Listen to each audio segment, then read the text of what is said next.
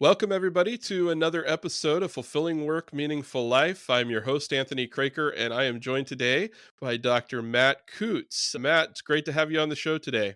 Great to be here, Anthony. Thanks for having me.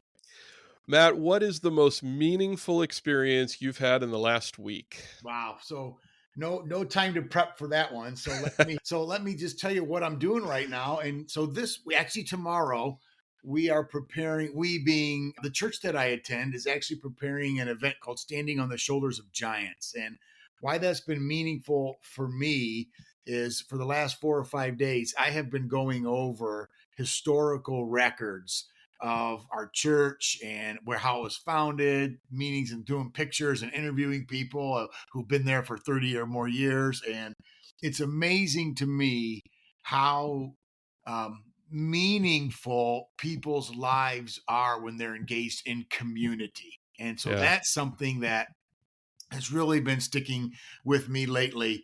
And as the church is going through a leadership transition, our pastor is retiring, et cetera. So that's why we're doing this kind of event and just going back and just rehearsing the last 30, 40 years and people's lives and people's stories and people's interactions and how connected they are and the value that they have through the community that they've been a part of has been incredibly eye-opening for me.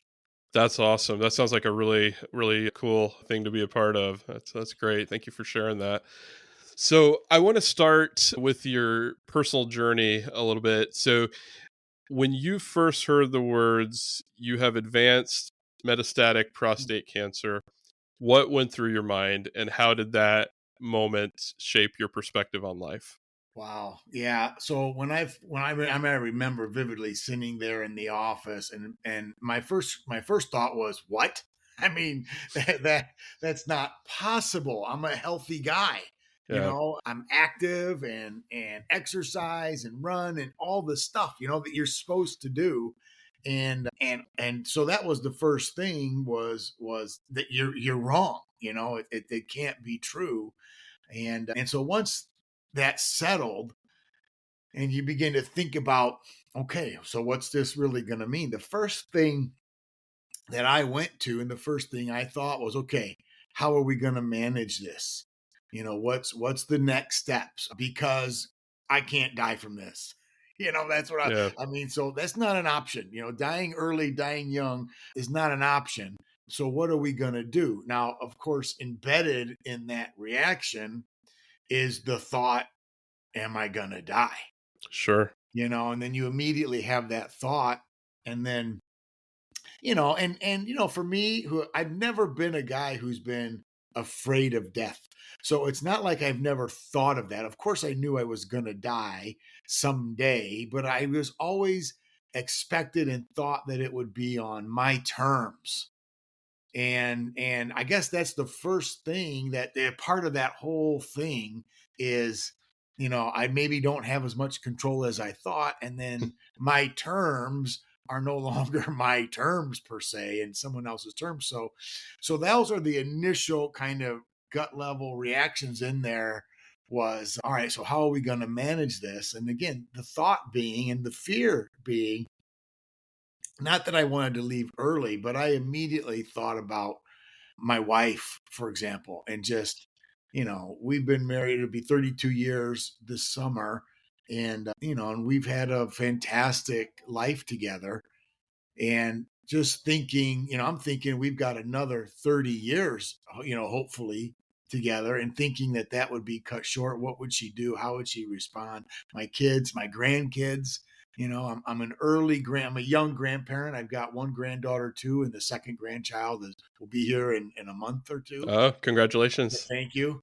And so I'm thinking about that. It's like, well, wait a second. I've got grandkids to watch graduate and hopefully be there for their weddings, that kind of thing.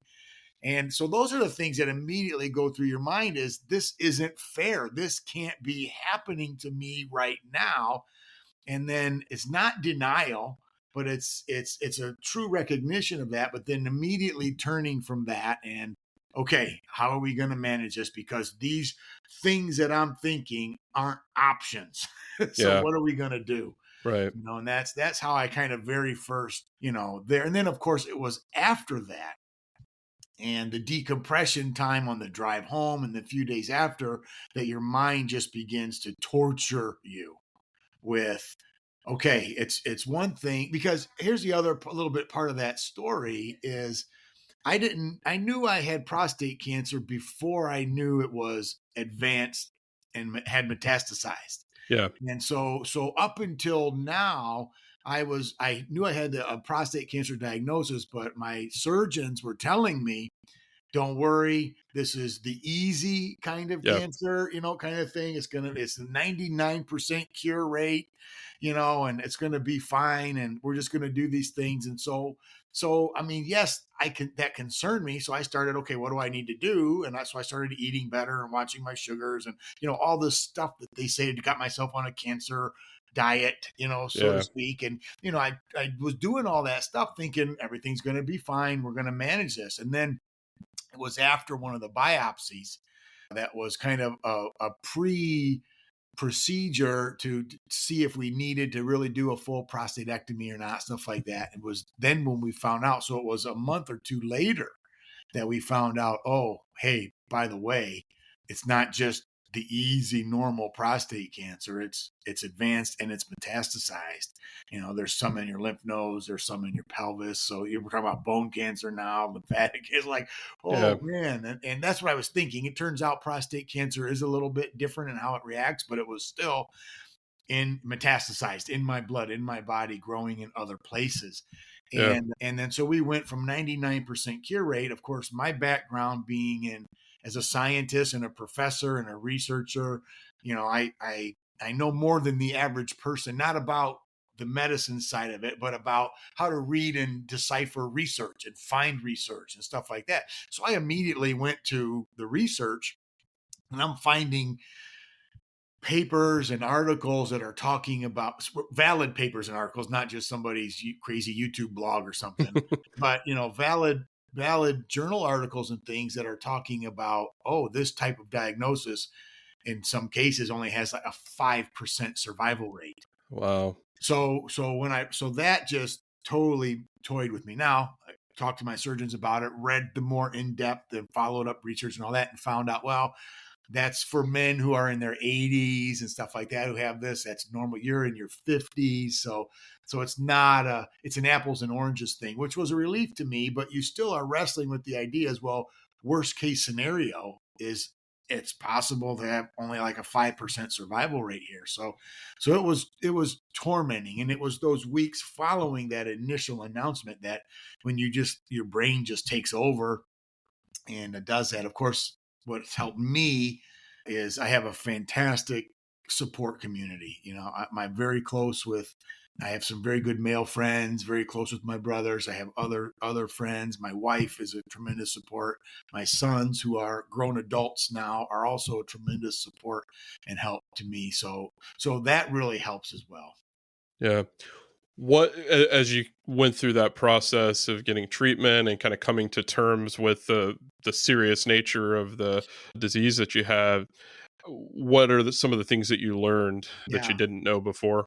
Yeah, well, one, I'm not sure I've come to terms with it yet Okay. myself. Again, not that I'm in denial about it or anything like that, Yeah. but yeah, it's still like, wow. I mean, are you kidding me? So, but some of the things that you learn along the way, that it's kind of cliche, and that these things, but they're not really real until you're faced with a diagnosis like this. So, Yeah. one of those things was my own mortality. I mean, still to this day, and this sounds trite and silly and a lesser issue, but it still just angers me that it's difficult for me to mow my own lawn, Yeah. kind of thing. So you're just kind of faced with your own mortality. Not that I won't, but in my particular case, some of the medications I'm on, really cause fatigue and all those kinds of things. So I feel like I could mow my lawn, but I've tried it once, and I'm just wrecked afterwards. I'm just done for the day.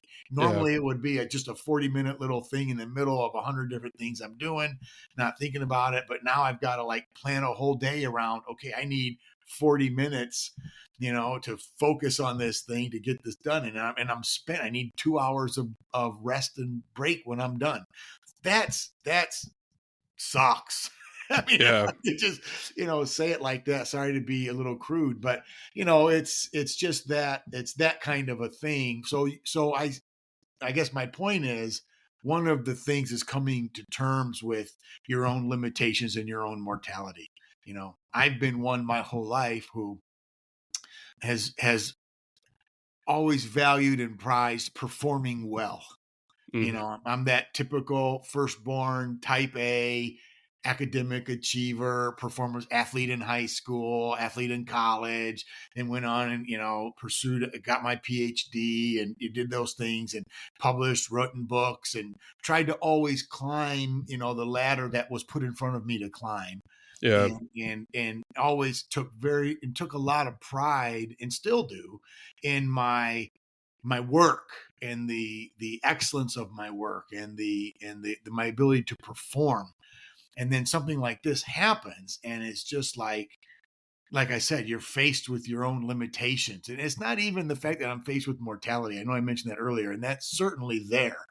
But I think on much more of a practical level and a day-to-day level, it's more facing my limitations that I don't want to face, or that I have ignored, and coming full front with those kinds of things. Like, I only have so much time, so much energy, so much mental capacity and ability to do certain things. I can't do everything like I used to or wanted to. And that was a real eye opener then, and still is now. Yeah. Have you found any meaning or purpose in the adversity that you're going through?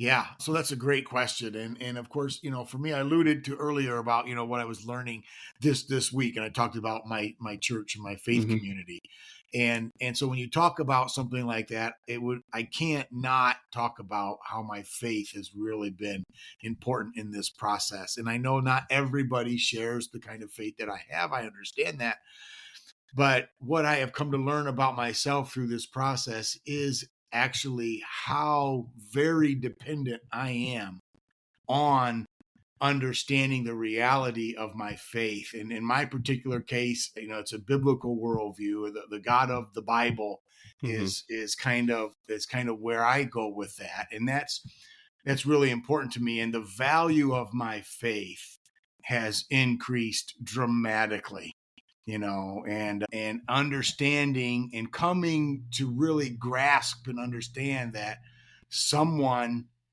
God in particular, has a plan for me that I didn't really know was there. So, to your question exactly, yes, I found, this, not a higher purpose, because like I said, I always wanted to be the best that I could be, but I did find more meaning beyond what just I was contributing to, my job and my articles and my books and my students and things like that, my family.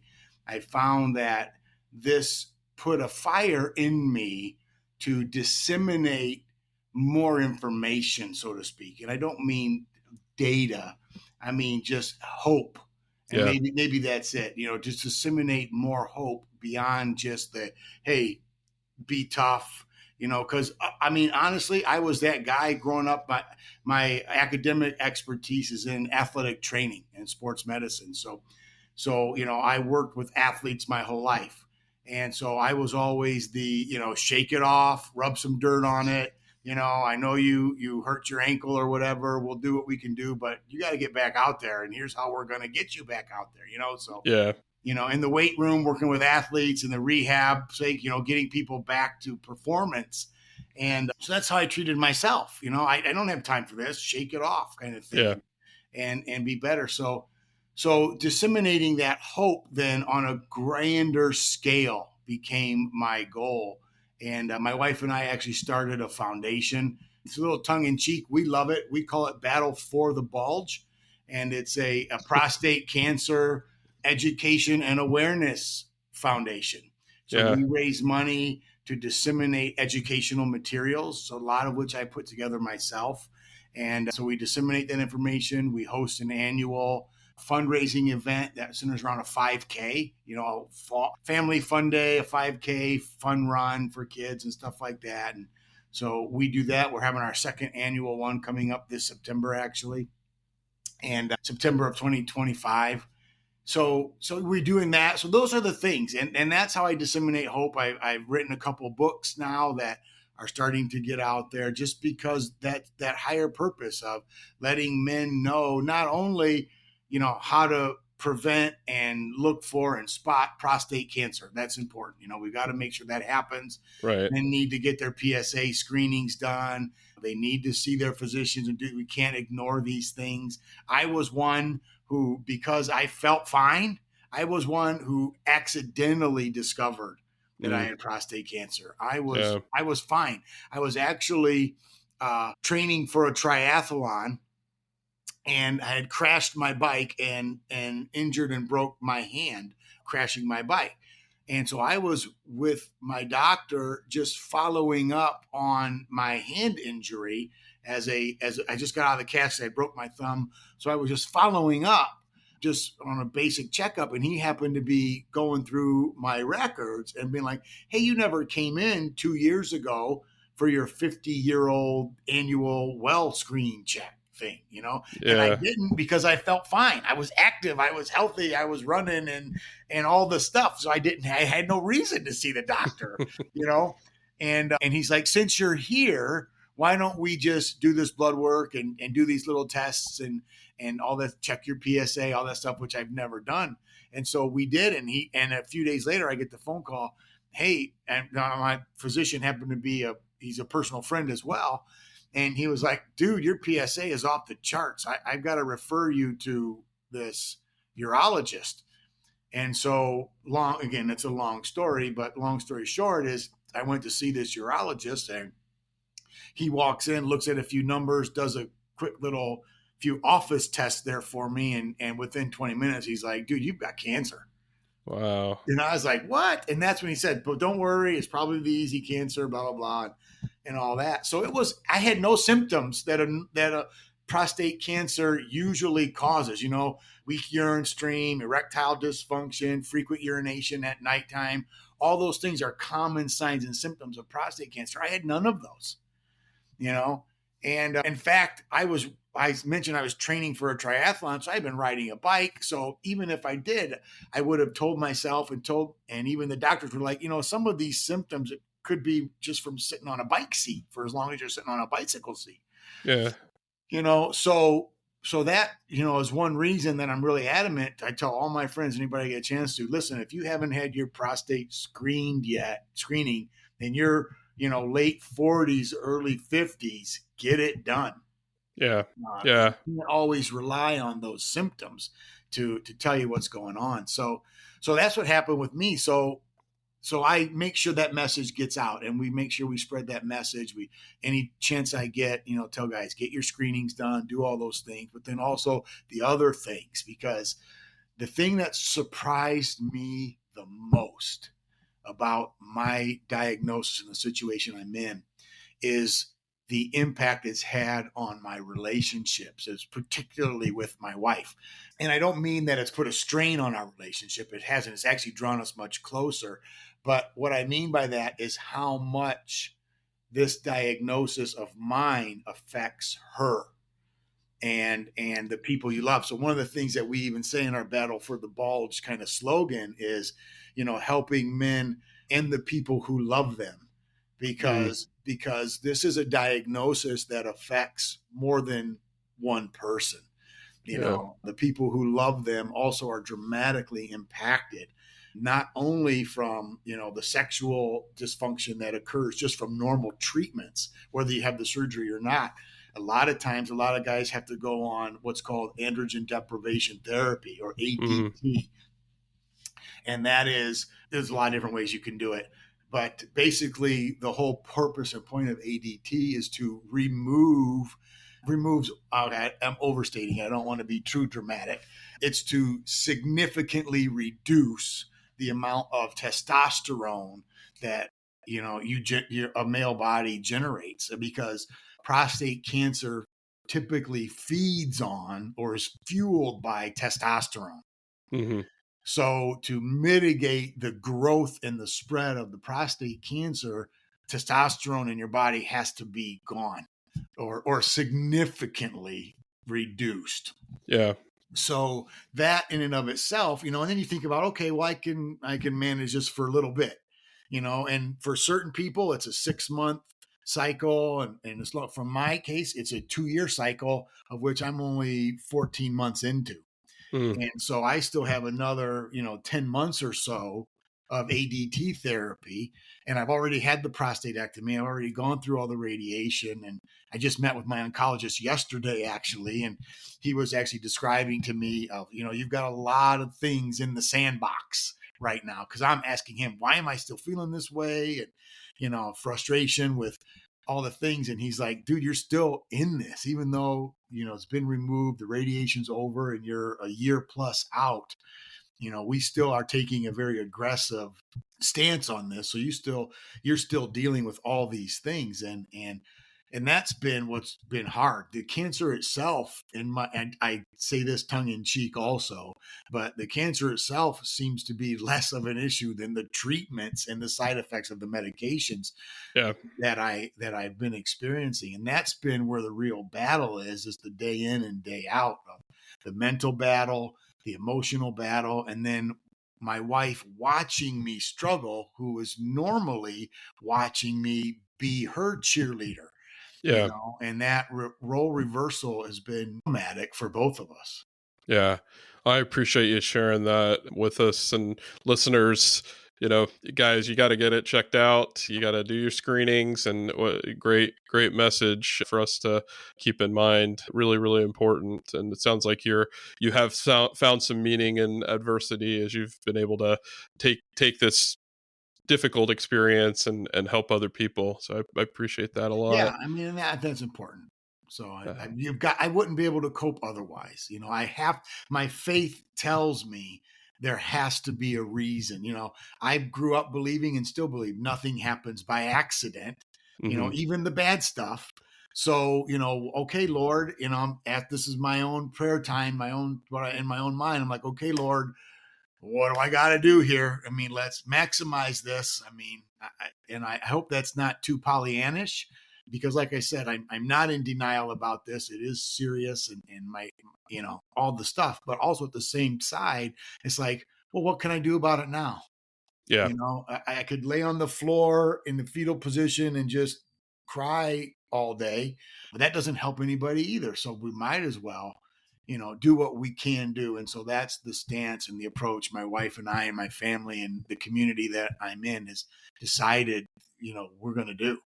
That's beautiful. That's beautiful. Yeah.